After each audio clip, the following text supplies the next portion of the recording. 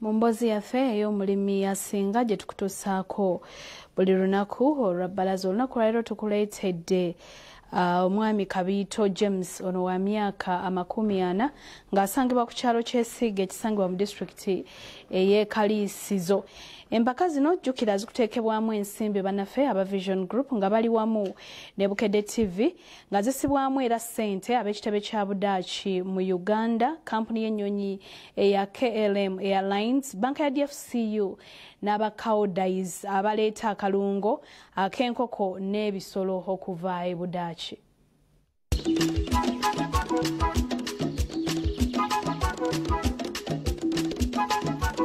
Ono James Kabiito nannyini Green Village Farm esangibwa ku kyalo ky'Esiga mu disitulikiti y'e Kaliisizo. Alima emmwaanyi, ennyaanya, amatooke, ennaanansi n'okumerusa ebirime nga byonna bikolera kuyiika 49. Emmwaanyi y'ekika kya Robusta Cut ng'agirimira ku bugazi bwayiika 25. Kabiito annyonnyola engeri gye yayingiramu ebyobulimi era nga yatandikira kulima butunda kuyiika 2 ze yapangisa.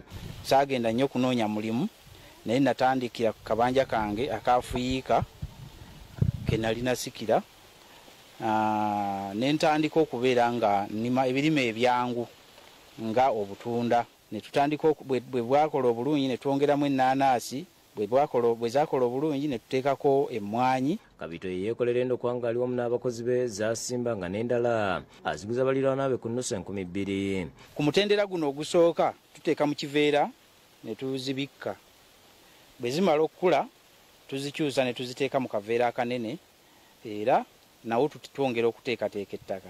Naye kwogwo omutendera engeri gye ziba nti zaaleeta emirandira tuteekamuko ku bigimusa kitusobozesa okubeera nga zangu okukula amangu tuziteeke mu katale.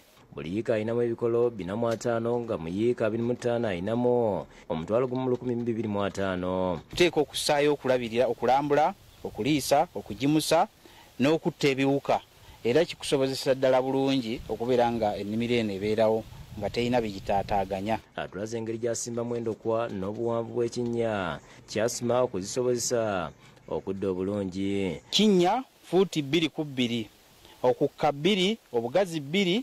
Mu kinnya ateekamu ekigimusa ekya nakavundira era nga buli kinnya kiwa obuwanvu bwa bbanga lya fuuti 10 ku 10.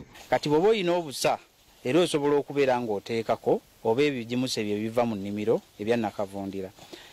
Bw'obeera ng'okoze ekyo osobola okufuna omumwanyi ne gukuwa kilo okuva ku 5 ezakase okutuuka ku kilo 7 buli mwaka. Okusinziira Kabiito buli kikolo akifuna mu kilo 5 nga kino kitegeeza nti buli sizoni anoga kilo z'emmwanyi 5,625. Emmwanyi erina sizoni 2 buli mwaka ate bw'obeera ogifukirira nga bwakola esobola okwala omwaka gwonna.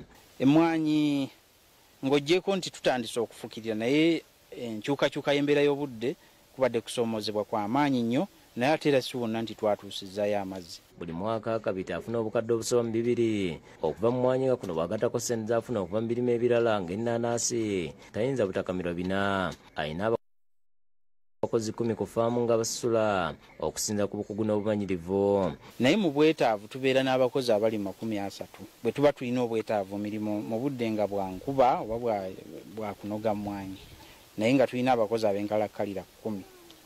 Asingayo omusaala tumuwe 30,000, asembayo tumuwe 15,000, tugaba wakati we 15 ne 30,000. Ab'omu maka ge nabaakola nabo ng'ayina essuubi eryongera ku makungula ge. Kubanga omulimo guno gwe tukola gwaffe gwe famire era abaana ne bwe baba bawummudde gwe mulimu gwabwe gwe bakola. Asiimye gavumenti olw'okumuzimbira ekyuma wajja amazzi okufukirira ebirime era nkati aliisa butinga enjogera ennaku zino bwegamba. Ministry of Agriculture yankwatirako ne nteerawo sisitimu eyo. Sulaiman Mutebi yakusakidde Gweno ku lwa Bukedde TV. Nabino nga taliiko nfoofu. Ebigezo bya New Vision ebya siniya bitandise.